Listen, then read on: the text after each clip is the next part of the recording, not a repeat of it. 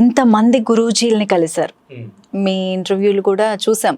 అంటే ఫామ్ హౌస్లో ఒక్కొక్క గురూజీని పిలిపించి మాట్లాడడం, వాళ్ళు కూడా చాలా ధ్యాన సిద్ధికి, ఆత్మసిద్ధికి ఎలాంటి మార్గాలు అన్వేషించాలి ఇలాంటివన్నీ కూడా చెప్పడం. అయితే ఇలాగ అన్ని ప్రవచనాలు అందిస్తున్న గురువుల్లో మిమ్మల్ని ప్రభావితం చేసిన ప్రవచనకర్త అంటే ఎవరని చెప్తారు? అందరూ గొప్ప గురువులే. ఎందుకంటావా? ఫస్ట్ నువ్వు స్కూల్కి వెళ్ళినప్పుడు ఎల్కేజీ స్కూల్లో లేరు గురువు తక్కువ. ఇప్పుడు బేస్మెంట్ అది. అప్పుడు 5th క్లాస్లో ఇంకొక గురువు వచ్చాడు, ఆయన తక్కువ. 10th లో ఇంకో గురువు వచ్చాడు, నీకు పాఠం నీ అనుభవం ఇదంతా, ఆయన తక్కువ. ఇప్పుడు నువ్వు డిగ్రీ చదువుకున్నావు, ఇంకో గురువు వచ్చాడు, తక్కువ. అంటే నువ్వు పెరిగికే ఉంది, నీ లెవెల్ పెరిగికే ఉంది, గురువు నీ లెవెల్కి వస్తున్నాడు. కాబట్టి దీంట్లో అందరు గురువులు సమానమే, బోత్ ఆర్ సేమ్.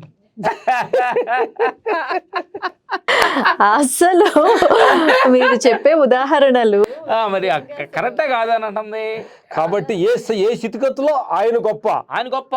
నీకు ఎల్కేజీలో వాళ్ళు అసలు ఏం అమాయకత్వంగా పలక దిద్దడం చేత కానప్పుడు ఎంత ఓపికగా గురువు నీకు చెప్పాడు, ఆయన తక్కువ నీకు.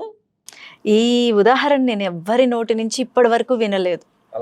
నిజంగా అంటే ఇలాగ చెప్పినప్పుడు ఈ గురువు నాకు మంచి ప్రవచనాలు చెప్పారు, ఈ గురువు ఇష్టం అని చెప్తారు కానీ, ఒకళ్ళనిద్దరిని ఎంచుకుంటారు కానీ, ఇలా ప్రతి గురువుని ఒక స్టేజ్ అంటే మనం నెక్స్ట్ లెవెల్ ని తీసుకెళ్ళడానికి, నెక్స్ట్ క్లాస్ కి తీసుకెళ్ళడానికి ప్లాట్ఫారం అది.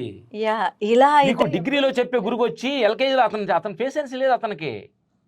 ఇది డిగ్రీ చెప్పే అంటే కదా, అది ఇక్కడ 1 ఎల్కేజీ పేషెన్స్ లేదు అతనికి.